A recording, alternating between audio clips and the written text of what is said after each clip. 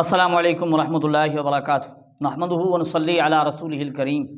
ناظرین کرام، ہم اس سے پہلے یہ جو فلسطین کے حالات ہیں اور حماس نے جو حملہ کیا تھا اسرائیل پر، اس کے متعلق بھی ہم ویڈیو بنا چکے ہیں، اور غیر مقلدین کی طرف سے حماس کی مخالفت بھی آپ کے سامنے ہم نے رکھی کہ غیر مقلدین کو حماس مجاہدین سے تکلیف ہے، تو وہ ویڈیو آپ نے یقیناً دیکھی ہوگی۔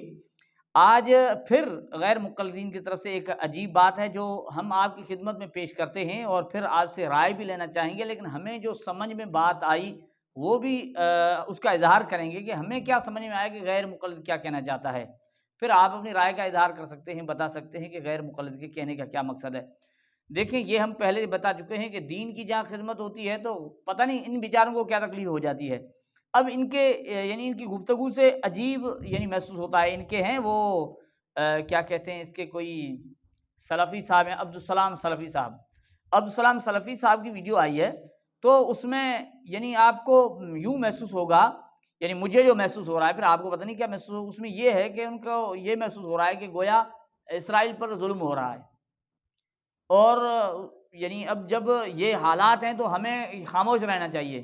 حالانکہ ایک تو ہم علماء سے سنتے ہیں، علماء دعاؤں کی درخواست بھی کر رہے ہیں، دعاؤں کا کہہ رہے ہیں کہ مسلمانوں کی دعائیں مانگی جائیں، ان کے لیے آواز اٹھائی جائے، ان کے متعلق بولا جائے، کہا جائے، لیکن یہاں جو ہے نا وہ چپ رہنے کی ترغیب دی جا رہی ہے غیر مقلدین کی طرف سے، جو ہمیں سمجھ میں آیا۔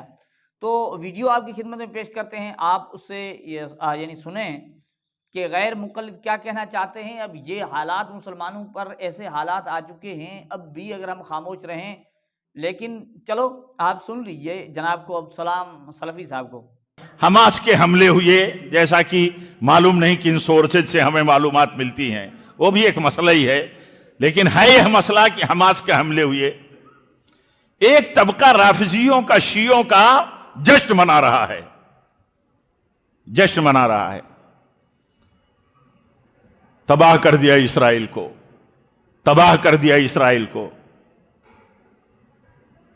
ہم کہیں دنیا اور میڈیا کے ان حالات اور ان نظاروں کو دیکھ کر کے یہ سوچنے لگتے ہیں ہم کیا کر رہے ہیں، ہمیں بھی کرنا چاہیے، تو معلوم نہیں ان کی سیاست اور ان کا مقصد اور ان کے ٹارگیٹ کیا ہے، وہ جانے۔ اب دیکھیں، یہ کہہ رہے ہیں کہ شیعہ جو ہے نا وہ جشن منا رہے ہیں۔ جشن کس چیز پر منا رہے ہیں؟ آگے بتا رہے ہیں کہ اسرائیل کو تباہ کر دیا۔ مجھے نہیں سمجھ میں آ رہی کہ اسرائیل کے تباہ ہونے پر شیعہ جشن کر رہے ہیں تو غیر مقلد کو کیا تکلیف ہے؟ بھئی مسلمانوں کی تباہی پر تو جشن نہیں کر رہے شیعہ، ٹھیک ہے، وہ الگ بات ہے کہ شیعہ کس حیثیت کے بندے ہیں، لیکن اگر وہ جشن اسرائیل کی تباہی پر کر رہے ہیں نا، تو پھر آپ کو کیوں تکلیف ہو رہی ہے، آپ ناراض ہو رہے ہیں؟ لیکن آگے بھی سنیے کہ اس کا بھی وہ سبب بتا رہے ہیں، پھر آخر میں ترغیب کیا دیتے ہیں، ذرا اس سے بھی سن لیجئے۔ جو سمجھ میں آتی ہے بات کہ یہ فتنے اسی لیے پیدا کیے جاتے ہیں کہ اللہ بہتر جانتا ہے کہ ایمان والوں اور اہل سنت کو تباہ کیا جائے۔ اب دیکھیں، یہ جناب کہہ رہے ہیں کہ دیکھیں معلوم نہیں ان کی کیا سیاست ہے، ان کا کیا ٹارگیٹ ہے، کن کا؟ شاید اہل تشیع کے متعلق کہتے ہیں کہ ان کا مقصد یہ ہوتا ہے کہ ایمان والوں کو، اہل سنت کو تباہ کیا جائے۔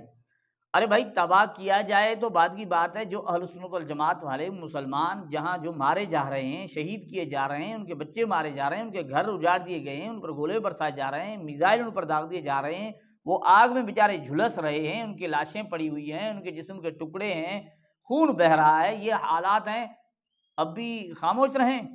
تو آپ سوچیں گے انہوں نے خاموش ہونے کا نہیں کہا، ذرا سن لیجیے، انہوں نے خاموش رہنے کی بھی ترغیب دی ہے۔ ہمارا ایک اصولی موقف ہے، یہودی ہو، کافر ہو، مسلمان ہو، کسی کے ساتھ ظلم نہیں کیا جا سکتا۔ تو عرض یہ کر رہا تھا کہ بہت سارے موقعوں پر چپ رہنے میں بھلائی ہے، خاموشی نجات کا ذریعہ ہے، خاموش رہنا چاہیے، اور جذباتی باتیں کرنے والوں کے پیچھے بھاگنا نہیں چاہیے۔ اب دیکھیں، کہہ رہے ہیں کہ ایسے موقعوں پر جو ہے نا چپ رہنے میں بھلائی ہے، اور ہمارا موقف یہ ہے کہ بھئی کہ کافر ہو، یہودی ہو، کوئی بھی ان کے ساتھ ظلم نہ ہو۔ کیا مطلب ہے تمہارا کہ یہودیوں کے ساتھ ظلم ہوا ہے، مسلمانوں نے ظلم کیا ہے، اب مسلمانوں کے ساتھ یہ حالات ہوں، یہ ان کے ساتھ جو ہے نا ایسا معاملہ کیا جا رہا ہو، یہ وہ آگ میں جل رہے ہوں، جھلس رہے ہوں، ان کے بچے قتل کیے جا رہے ہوں، یہ ماحول ہو، پھر بھی ہم خاموش رہیں، کچھ نہ کہیں؟